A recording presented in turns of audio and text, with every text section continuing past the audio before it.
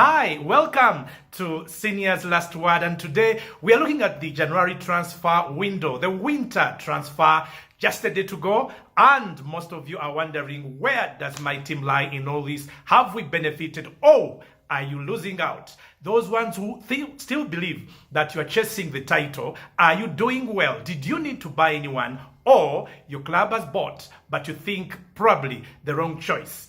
It's Senior's Last Word, and just a few moments today to reflect on what the winter transfer has been as from my perspective. And let's see who is doing what, who is gaining, who is losing. It's important. Is it even worth buying anyone during the winter transfer if Premier League is the one we are focusing on, as indeed we are? Let's see.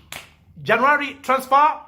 Chelsea in this summer went all out and went huge on Romelu Lukaku. It's halfway through the season, and one is thinking, did they make the right decision? Did Lukaku make the right move? Did Chelsea make the right move? From where I sit, if you think that Lukaku had his best career time at Inter Milan, where he had 2 seasons, 47 goals in 2 seasons, his last Inter Milan winning the championship, he perhaps believed that he had still a point to prove. He was quick to go back to England. Chelsea was the destination. But let's look at Chelsea and Lukaku during the first half of the season. 5 goals, wow, in 16 games. How good is that for a player who was believed to be in his prime? One, looking at the £97.5 million that was spent on him and the hope that everyone had in him at Chelsea, you think that was a mistake, especially if you consider that in the reverse direction went Tammy Abraham, the young guy, the young English international, who was doing very, very well at Chelsea, but maybe they thought Lukaku, who was more experienced, would have had better results. But look at Tammy Abraham at Roma, where Mourinho is. 10 goals so far, and is halfway, and is looking very, very, very good. Perhaps you believe there is a lot more to come from him. So he does move to Italy. His opportunities are raised. He scores the goals, and one is thinking, could it have been that Chelsea moved early to exchange? I don't know. You tell me. But looking at Chelsea, who did very well, and right now they don't look like the team we saw in the first half of the season. Maybe it's time to reflect. Chelsea are not active at all in the winter January transfer window. We don't expect them to make a move now. Perhaps they spent too much already, and they don't think like spend now might change much. But that's it for Chelsea, who lost Tammy Abraham, doing very well at Roma, and Lukaku not doing well at all. This is the time for Chelsea to say, maybe put a check on the pass. Man City, the team that is seemingly cruising, even as we speak, is no longer cruising, but leading the charge for the Premier League in the 2021-22 season. What have they done? Nothing. They are really going to do nothing. They are staying put. Why? They spent £100 million in the summer to bring Jack Grealish. Has Jack Grealish really fulfilled the potential? Maybe it's true I talk about potential, but does the £100 million fit or match Jack Grealish?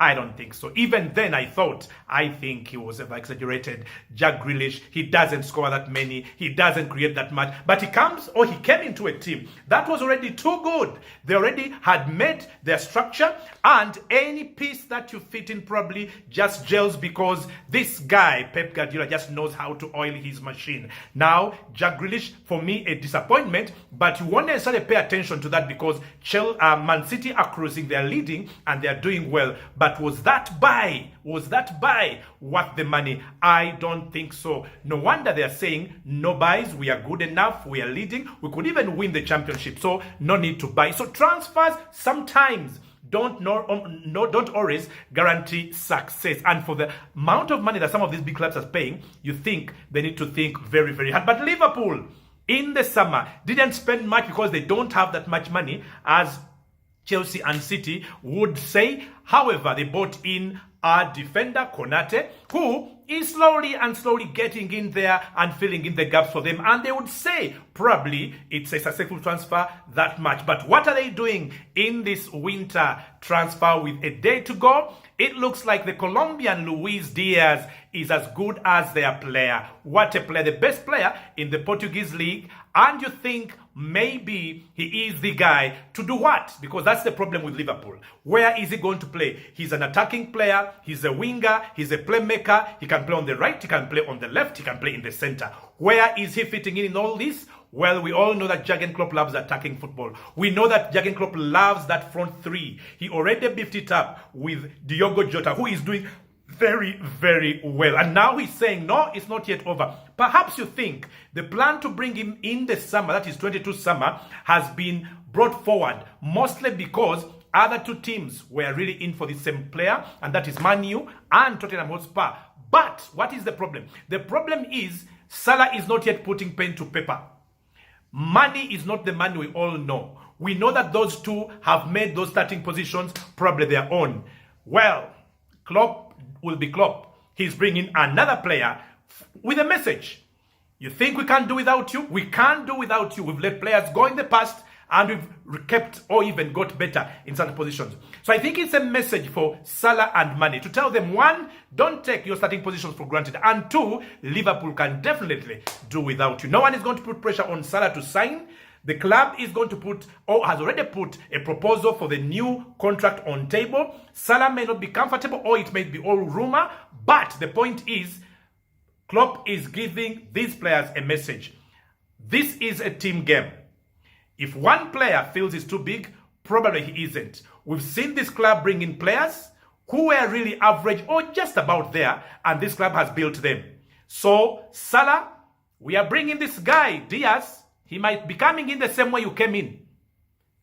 Sane or Mane, same story here. So Liverpool is saying, no, we've been quiet. People have been questioning us, but we did identify this player much, much earlier on. And now, before someone else really pulls the plug on us, we will get him. So Liverpool are bringing in or have brought in Luis Diaz. Remember, City are leading the table. Liverpool are second. Chelsea are third. And Liverpool saying, no, too far to determine who is going to win this league. We are still pushing City all the way, and we will go. Already, Liverpool are still the best attacking side in the league. They are adding more firepower up front, and they're saying we will go for this one.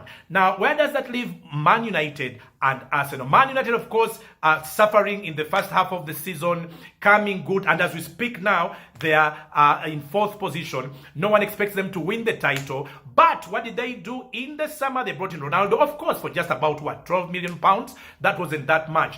But remember, they went for Sancho, they went for Varane, all these players costing huge chunks of money, and these players have not necessarily brought the results that they expected. So what do we see? What do we think is going to happen now? Sancho, Varane coming in, not doing much. Ronaldo, not much there. So does United go and just delve into the market? Does it always work?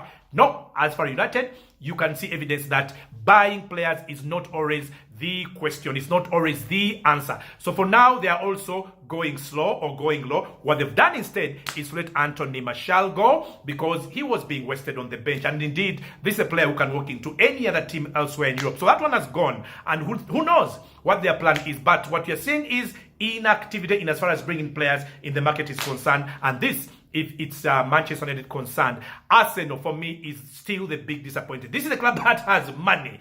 Arsenal has money. But what did they do in the summer? They brought Ben White, a defender, at how much? £50 million. Look at the season that they've had. What has Ben White really contributed to justify or to warrant the £50 million transfer that we saw in the summer? Nothing. My answer, no, we don't even know how far they will finish from top of the league. Now, we are going to finish this winter transfer window. What are they doing? We know there are problems to do with their captain, Aubameyang, who may leave or may stay or may be loaned out. Who knows? Perhaps by end of tomorrow, he would have left. And this was their top scorer, their captain. In his place, anybody coming on the side of the striking line? Nobody is coming in. What do we still have there? Lacazette, who is leading out, not the player we knew when he was coming in, certainly not the player to measure the standards of the other top or leading strikers. But Arsenal as a team, who else comes in at this time? We know in the summer, they still let go some players who personally, I thought it was a mistake. I mean, if you remember some of those guys who went, really, Gwendouzi, that midfielder, I think he was quite something, but he went well. I admit Luiz, the defender, it was time to go. David Luiz, he couldn't really sustain at his age and the pace of the game. Yes, you understand that he left, but Gwendouzi, I thought it was not a good decision there for him to go. It was really. And then remember Torreira, by the time he was let go, I thought last season he was the player, that young guy, that Uruguayan. I thought he was doing the thing. I thought he had the spirit, he had the passion,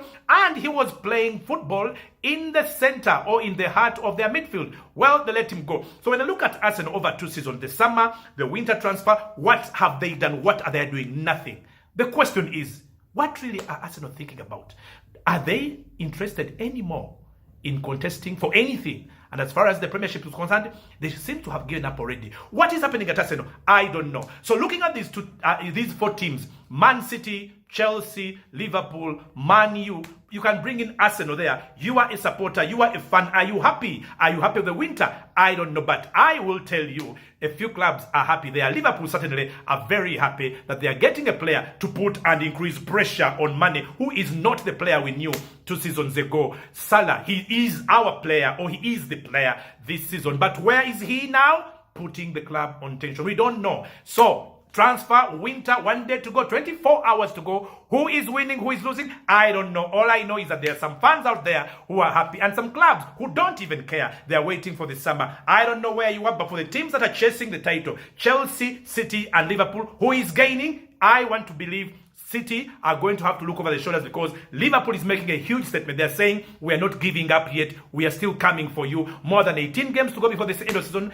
Anything can happen, and you want to be there in the conversation before the season ends. Well, I'll be coming back after tomorrow to see who actually made that last-minute transfer, who gained, who beat the others to the chase. I don't know where I don't know where I am, but for me and for now, it's about tension, it's about anxiety, it's about looking to where your club is taking you, and you, the fan, where you will be come 1st February. Well, not so much for today. It's just about looking at the transfers, where they are and where probably we are going to end. And that's my last word.